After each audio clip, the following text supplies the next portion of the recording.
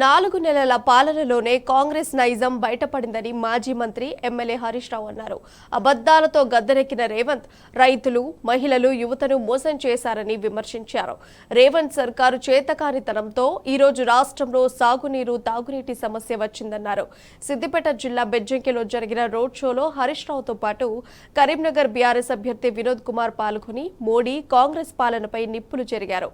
తెలంగాణ హక్కుల కోసం ఢిల్లీలో పోరాడేది కేవలం బీఆర్ఎస్ జెండానే అని స్పష్టం చేశారు.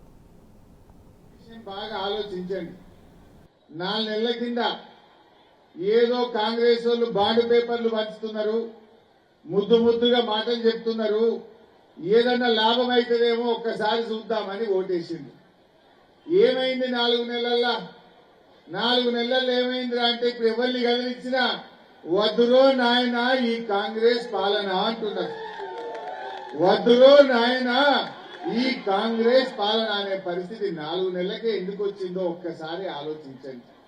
పోయిన సంవత్సరం నేను ఇటు మిడ్ మానేర్ నుంచి తోటపల్లి రిజర్వాయర్ లో ఎన్ని నీళ్లు వచ్చినాయి, అంతగిరికేలి మన ఊర్లకు కాలువల ద్వారా ఎన్ని నీళ్లు ఇచ్చినాం.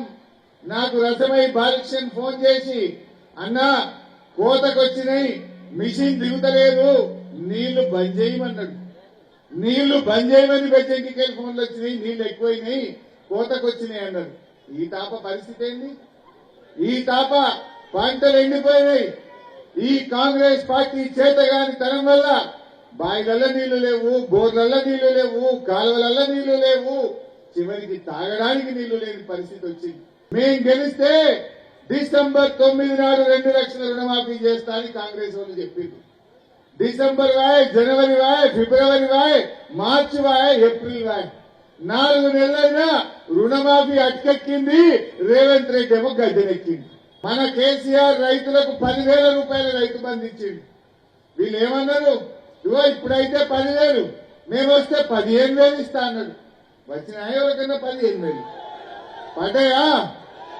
అంటే రైతు బంధు కేసీఆర్ కంటే ఎక్కువ ఇస్తా అని ఊరించి ఓట్లేసుకొని గద్దెనెక్కిండు, రైతు బంధు ఎగవెక్కిండు. వడ్లకు, మక్కలకు 500 బోనస్ ఇస్తా అన్నాడు. ఇలా మద్దతు ధర ఎంత? 2,203 రూపాయలు వడ్లకు మద్దతు ధర. 2,203 రూపాయల మీద 500 కలిపితే 2,700 క్వింటాల్ వడ్లు కొనాలి. కానీ ఏం జరుగుతుంది ఊళ్ళల్లో? నేను నిన్న మొన్న తెలుసుకున్నా.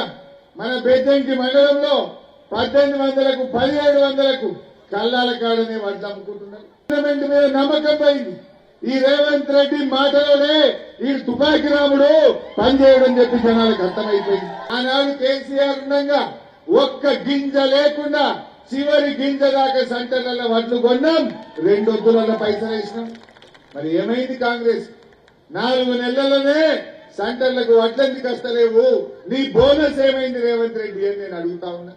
ఇగో మేము డిసెంబర్లో వస్తున్నాం, ఇంకొక నెల అయితే మేము రాగానే 4,000 ఇస్తా అన్నాడు. మరి వచ్చి 4 నెలలు నాయన ఎక్కడ పోయినావు? ఏడవైనాయి 4,000? మా అవ్వ తాతలే ఎక్కడ పోయినాయి 4,000 మిస్టర్ రేవంత్ రెడ్డి అని నేను అడుగుతా ఉన్నా. ఈ కాంగ్రెస్ గవర్నమెంట్ ఈ రాష్ట్రంలోని 1,42 లక్షల మంది చెల్లెళ్లకు, అక్కలకు ఒక్కొక్కరికి 10,000 రూపాయలు బాకీ పడ్డది. ఎవడన్నా కాంగ్రెస్ వాడు మళ్ళా ఇప్పుడు ఎంపీ ఎన్నికల్లో ఓటేయమని ఊళ్ళలోకి వస్తే షాటలు చీపురు కట్టలు పట్టుకొని తయారుండాలి మా అక్క చెల్లెళ్ళు. అరే బిడ్డలు 10,000 బాకీ పడ్డావు, 10,000 ఇచ్చినాకనే అక్క చెల్లెళ్ళ ఓట్లు అడగాలి. ముసలిళ్ళకి 8,000 బాకీ పడ్డావు, గాలి ఇచ్చినాకనే కాంగ్రెస్ వాడు ఓటు అడగాలి.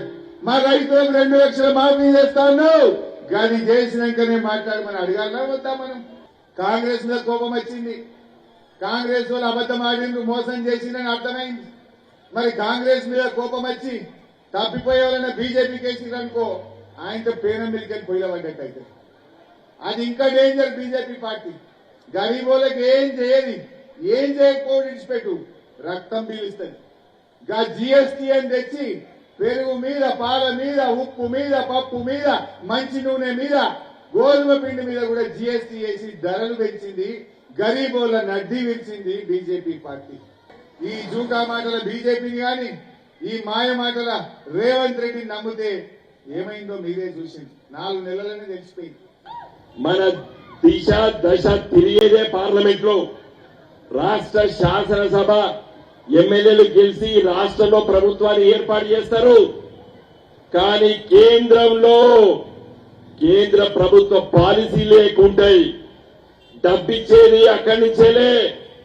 అక్కడ కొట్టాటోడు కావాలి. కొంతమంది అంటున్నారు ఢిల్లీలో బీజేపీ ఉన్నది, ఇక్కడ హైదరాబాద్ లో కాంగ్రెస్ గెలిచింది, మీ గులాబీ జెండా ఏం అవసరం అని చెప్పి కూడా కొంతమంది అడుగుతున్నారు. నేను చెప్తున్నా, ఈ దేశ ప్రజల దిశ దశ తిరగాలంటే, మన బతుకులు బాగుపడాలంటే చట్టాలు పార్లమెంట్ లో చేస్తారు. అక్కడ ఉండాలి తెలంగాణ గొంతుక. అందుకోసమే నేను ఒక ఎంపీగానే పోటీ చేస్తున్నా. 10 సంవత్సరాలు ఎంపీగా పనిచేసిన ఈ బండి సంజయ్ లాగా ఎంపీగా గెలిచి మళ్ళా ఎమ్మెల్యేగా పోయి ఎమ్మెల్యేగా ఓడిపోతే మళ్ళా ఎంపీగా గెలిచి మళ్ళా ఎంపీ ఓడిపోతే మళ్ళా ఎమ్మెల్యే గెలిచేటువంటి వాడిని కాదు. నేను తర్ఫీదు అయిందే ఒక పార్లమెంట్ సభ్యుడిగా తర్ఫీదైనా కేసీఆర్ గారు నన్ను తయారు చేసిండు. 10 సంవత్సరాలు ఎంపీగా పనిచేసిన, 5 సంవత్సరాలు తెలంగాణ కోసం కొట్లాడిన, ఢిల్లీలో 32 రాజకీయ పార్టీలు ఒప్పించి 28 లేఖలు రాపించి తీసుకొచ్చి పార్లమెంట్ లో తెలంగాణ బిల్లు పాస్ అయ్యే దాంట్లో కేసీఆర్ గారు పక్కగుండి ఎమ్మడుండి పనిచేసిన